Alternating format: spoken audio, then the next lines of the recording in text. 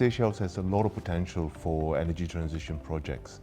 And I would expect one of the big challenges is in attracting funding for these projects.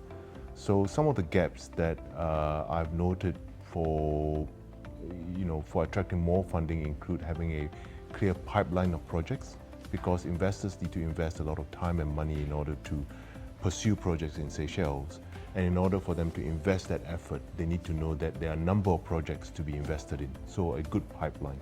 Seychelles today is at a pivotal moment in its transition, in that the population is growing and much of the energy today is produced by fossil fuels. So it's earlier in the stage of making the transition from fossil fuels to renewable energy.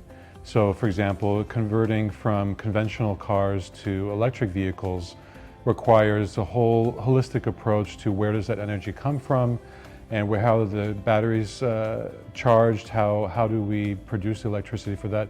So it's a whole rethink of how energy is provided today versus the needs of the future of the growing population and what the country will look like 5, 10, 15, 20 years from now.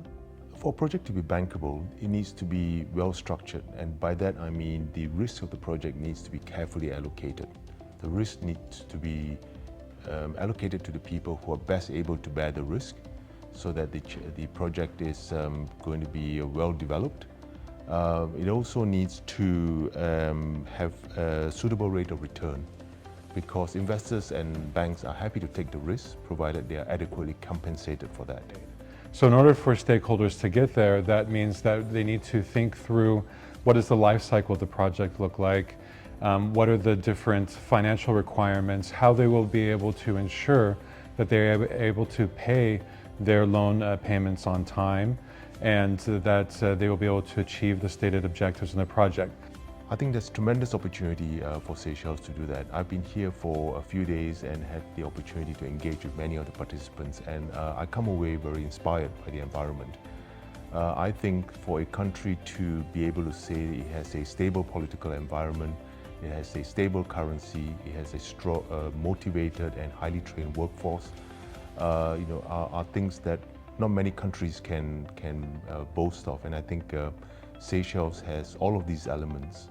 And so that requires a strategic approach, looking at what are the priorities for economic development for the Seychelles over the next 10, 20 years, ensuring that the skills are in place, and then looking at how to address those gaps to address this plan going forward.